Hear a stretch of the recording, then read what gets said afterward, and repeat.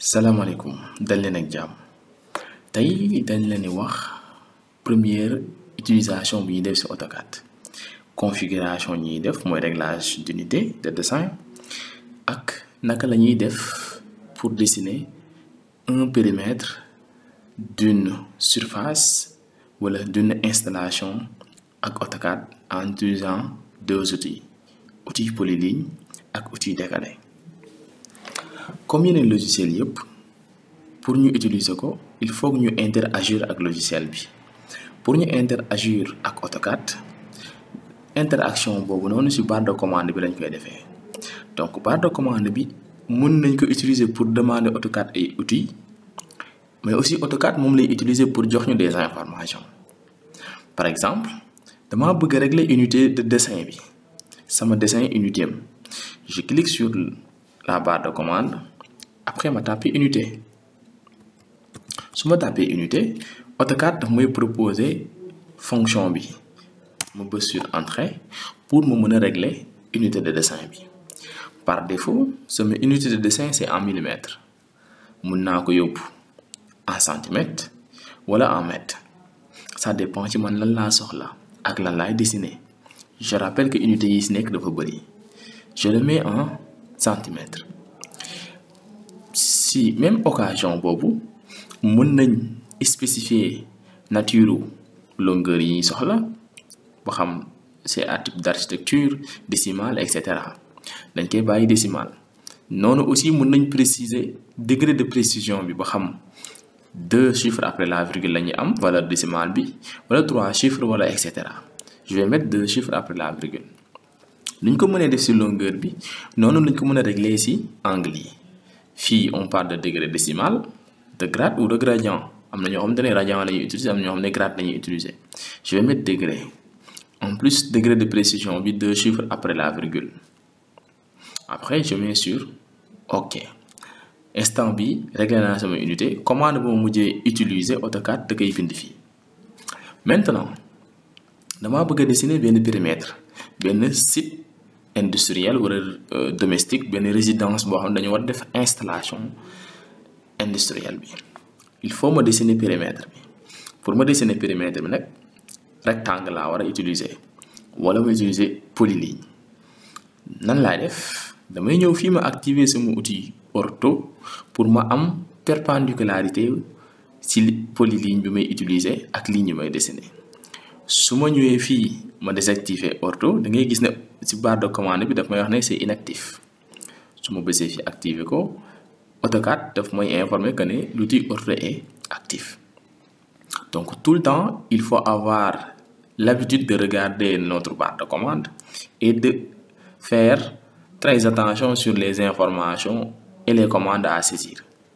damay ñëw fii ma sélectionner outil polyligne sélectionner outil polyligne AutoCAD me demande de spécifier le point de départ fan laa bëgg sama ligne bi mu commencer spécifier naa fii je le décale vers la droite ci biir AutoCAD su may dessiner ay lignes heure bu ma ko décaler vers la droite en bas ou en haut damay wax AutoCAD ban direction laa bëgg sama ligne mu dem par la même occasion mun naa wax AutoCAD longueuru ligne bi nan nga bëgg mu toll. Comme que sama unité bi ma réglé woon c'était en centimètres su ma bëggee benn longueur boo xamante ne 200 centimètres la damay taper 200 centimètres donc 200 centimètres damay taper 2 0 0 200 centimètres pour spécifier longueuru ligne bi j'appuie sur entrée donc boo seetloo spécifier na longueur première ligne bi xaaral mu zoomé waat tuuti ndax mu mën a am aperçu bu large donc première longueur bi mi ngi nii c'est égal à 200 centimètres mu des largeur bi je prévois benn largeur boo xamante ne c'est égal à 100 centimètres dama koy orienter vers le bas ma taper 100 ma bës entrée noonu aussi comme que périmètre laa war a def bu fermé wu damay diriger sama flèche vers la gauche je tape encore 200 entrée après nag mu des dernière ligne bi nga xamante ne moom mooy fermer sama rectangle comme que dama war a fermer sama rectangle am naa 3 possibilités mun naa bind valeur bi c'est égal à 100 ma bës entrée wala ma bind C pour dire à AutoCAD que ne dama ko bëgg a tëj clore et j'appuie sur entrée mu fermer rectangle bi. Donc am naa sama rectangle de dimension 200 fois 100. L'unité je précise que c'est en centimètres. Après ci beneen tuto dinañ wax naka la ñuy def ba côté longueur yi pour ñu mën ko identifier. Maintenant comme que lii mur de clôture la ñun ñëpp xam nañ ne mur de clôture dafay am épaisseur bi mën a nekk 10 centimètres mën a nekk 20 centimètres etc. Donc je zoome un tout petit peu pour ma def épaisseur mur bi mun naa dessiner waat mais am na méthode bu gën a simple. Comme que jot naa dessiner sama rectangle la pare damay décaler sama rectangle ci épaisseur mur bi pour ma def ko damay utiliser outil bu ñuy tuddee décaler.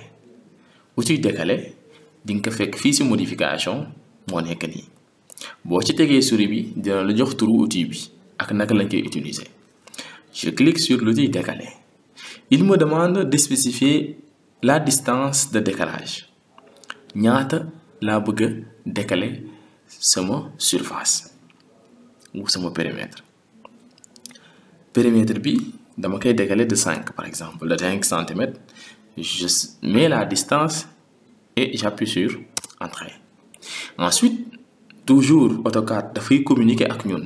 Il me demande de sélectionner l'objet à décaler moo nekk nii comme que polyligne laa utiliser su ma sélectionner benn ligne si li ma dessiné c'est comme si sélectionné naa lépp.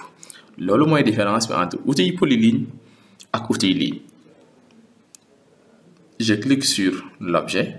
Maintenant su ma ko yóbbee vers le haut je le décale de l'extérieur su ma ko yóbbee vers le bas je le décale de l'intérieur. Alors je veux le décaler de l'extérieur, j'oriente le souris vers le haut et je clique. Je décale de 5 centimètres mon périmètre.